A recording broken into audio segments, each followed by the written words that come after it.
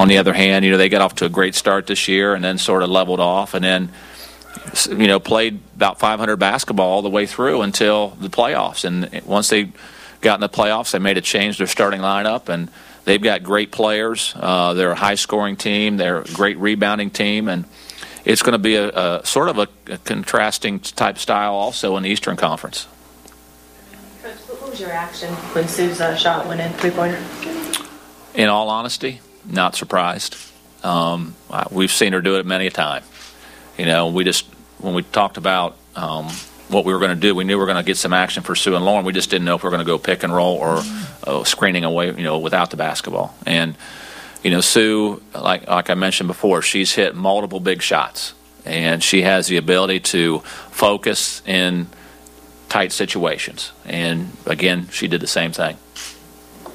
Was Swin's relentless play to keeping you going during the third quarter? Swin was the one that was probably the most animated down the stretch, 5 minutes. She was the one that was energized in the huddles, and she was energized with her play. She got to the free throw line. She hit a big three.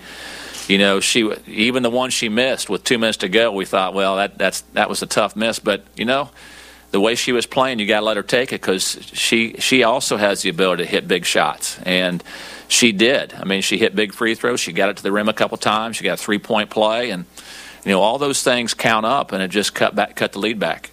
Last question. Lauren was,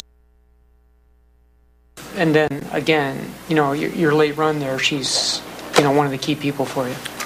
They were just paying a lot of attention to Lauren in this series, and she still has the ability to put up numbers. You think, well, she wasn't that active. You look up and she's got 20 points. And, she sat out quite a while with foul trouble. We took her out in the third quarter, and that's another thing about our team. We sort of hung around without her. I think we cut the lead back when she was off the floor. And that's a tribute to the players that were playing and, just going out and playing the way we want to play. And then we got her back in the game, and she's such a presence rebounding, and we finally tried to. We knew we wanted to get the ball to her, but we weren't forcing it to her. We started throwing some skip passes to extend their defense a little bit.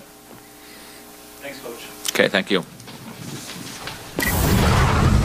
And the next time you see Seattle head coach Brian Agler, it will be for Game 1 of the WNBA Finals coming up a week from today. That'll be next Sunday against either Atlanta or New York. Speaking of that game, Game 1 of the Eastern Conference Finals, Atlanta versus New York, coming up tonight on NBA TV at 7 p.m. Eastern Time. Dennis Scott and I will have you for the pregame and halftime and all kinds of coverage of the Eastern Conference Finals in the WNBA. It is Cappie Pondexter in the Liberty against Angel McCoughtry and the Dream, and it will be a nice series. And you'll see it here on NBA TV. You'll see much more on NBA TV if you don't change the remote.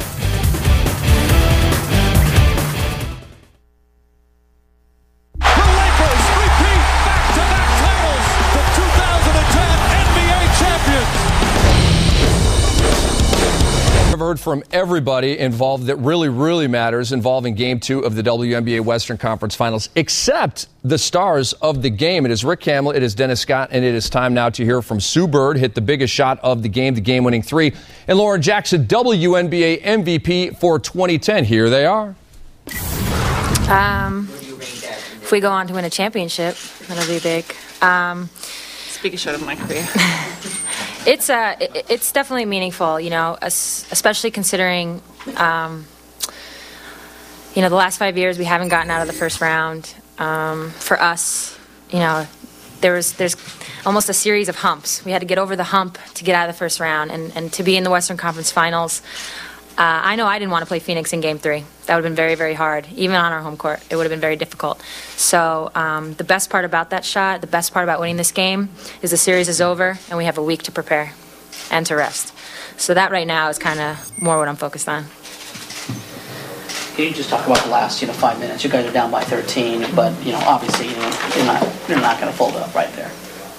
Well, I mean, there's been numerous times this year that we've been down, in the final quarter and been able to sort of work our way back into the game. That's just the confidence, I think, that we have in each other. And, they relaxed a little bit, I think, and we just took advantage of the opportunities that we got. And, I mean, even then we really, we sort of gave them opportunities as well. So, look, all I have to say is to my buddy, nice shot. Well, in the last two plays, Sue, can you talk about the play where Tamika has to, tries to drive, it's 88-88, and then your winning shot? They have a lot of weapons, and Tamika played very well tonight. She was definitely rolling there, and she had the ball in the wing. You don't know who they're going to go to. Like I said, they have a lot of options, so you just got to play it straight up, see what happens. And when she drove, finally I have size advantage on someone, so I just tried to keep I wasn't going to foul. And I just tried to keep my hands up and hope that either she missed or somebody maybe from the weak side could block it, something. And when I saw it loose, I grabbed it and called timeout. And then the final play, we had a lot of time. We knew we wanted to take the last shot. We didn't want to give them an opportunity to even look at the basket. So Brian drew up a play, and it was basically for T to come off a pick and roll and Lauren to down screen for me. We ran it earlier in the game, and Lauren actually got under the rim and was able to score that way. So it was just one of those things where T had to make the read, and they kind of both ran to Lauren for a second, and I got open for, just enough time to get it off. Like sweet three. Close to you on that? Yeah, Dewana Bonner. I think if you noticed, the shot went a little on the high side. Dewana Bonner was running out, and she's definitely lengthy. Was there ever a moment where you didn't think you could come back, the deficit was insurmountable, or is the confidence you talked about from doing it all season long such that, you always believed? I think the fact that we've done it so many times this season, come from behind, I think we always believe. Of course, there are times when you're frustrated or you're tired or they're playing so well that you feel like you can't do anything right. And we had those moments as a team. But at different times, different people spoke up and really brought us back together. And with about 5 minutes when we were down, I think we were down 10, going to the free throw line with the opportunity to cut it to 8. I could be wrong. In that moment, we talked about it's just a 3-4 possession game. That's nothing. In 5 minutes, that's really nothing. Not in the WNBA. So we just took it one possession at a time. Well, what were they doing against you? Was it just basically a simple crowding you, or they kind of caused you not to have the breakout game, I guess, in the first half? Yeah, I think so.